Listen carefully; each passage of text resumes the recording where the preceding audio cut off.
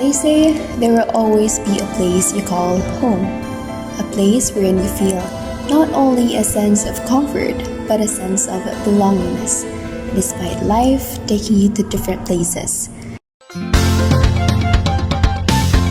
This is what Bayugan City, my hometown, made me feel, and today, it would be an honor to talk about one of the most important streets that happens to have the heart of the city called the Rotonda, and share stories and a glimpse of history of it before it became to what it is now that even locals like me don't know much about.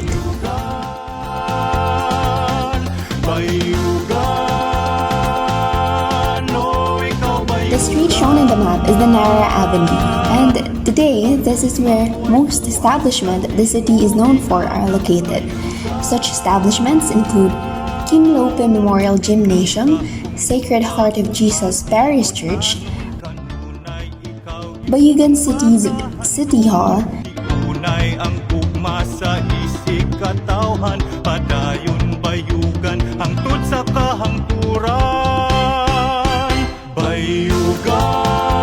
our city's very own plaza,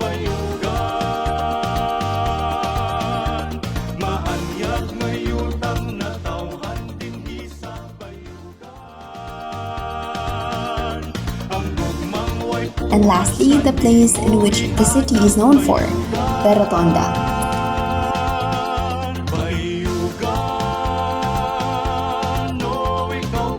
These establishments serve as markers in how the city has progressed over the years.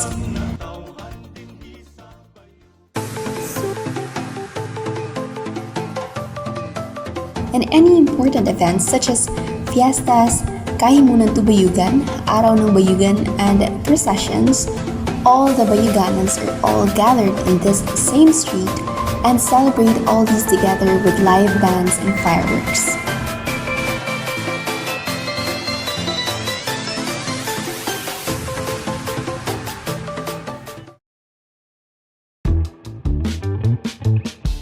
But before it became a city, Bayugan used to be just a small settlement. Back then, it was not even a barrio yet, and it was formerly a sitio of Barangay Maygatasan, Esperanza. Several versions abound on how the sitio got its name. One is that the place was located along the river which served as the pathway of the Manobo tribes in going to Esperanza. One cultural heritage worthy of mention was the now called the Rotonda Eco Park. Before, there wasn't even such a thing called Rotonda in the city. It was also believed that the natives used to make this place their meeting spot and that the inhabitants are gathered here by knocking on a hollow piece of wood which they termed as the bayug. Hence the name Bayugan. And then came 1960s. A person named Jose Joson led the early settlers in their desire to make a barrio, which is now called barangay. It was aptly called the crossing with the early settlers during the early 60s. According to oral history of the place, Jose Joson and his family used to live at this crossing, which is now the present Rotonda. He was Bayugan's first teniente del barrio, and settling disputes among the barrio folks was his job. Furthermore, counseling on marital and family problems at times also got into his way. He served in the province until 1985, and ever since then, not only was he known as the first Teniente del Barrio, but he was also known as the only Filipino in the group of American soldiers who fought in the Philippines against Japanese troops. Even now, Jose Joson was a significant name in the history of Bayugan, and when talks about the history of this city, his sons and even descendants have very much to say. Decades and many years of development later, it has progressed into what it is now and is now one, if not the fastest growing component cities in northern Mindanao. Not only that, the city has also built and created young leaders and talents which also take part in promoting not only this same street, but the whole Bayugan and its community as well. They take part by creating promotional videos and contents that focus this same street in their most creative way, and in the works of social media and community's engagement, this brings so much pride to the whole Bayuganons.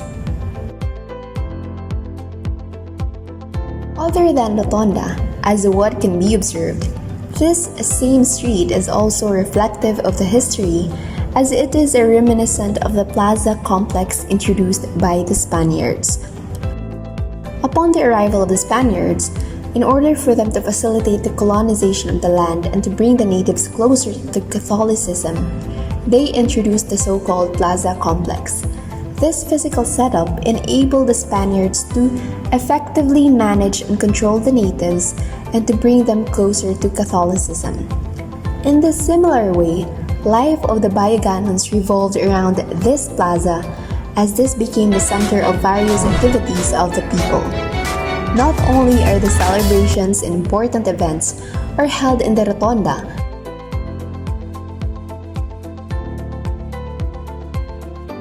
but this overall street as well. Every celebration and milestone of this small city, people are always gathered in the same street, enjoying the fireworks, the live band, and the company.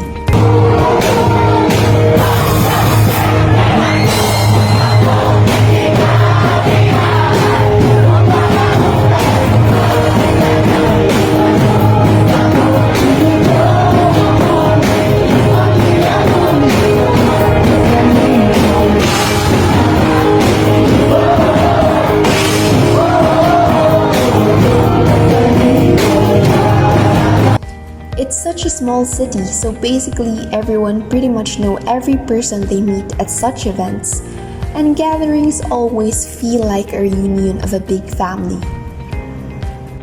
Living in here for 21 years, I've seen how this place has grown and progressed. But looking back to where it all began, and delving into the history of this place that has surrounded me for 21 years, it has made me realize how protecting such landmarks translates to preserving a piece of our culture for future generations. Through this video, with high aspirations, I hope that these significant places in my hometown will be known not only for the looks of its present, but also for the stories they convey.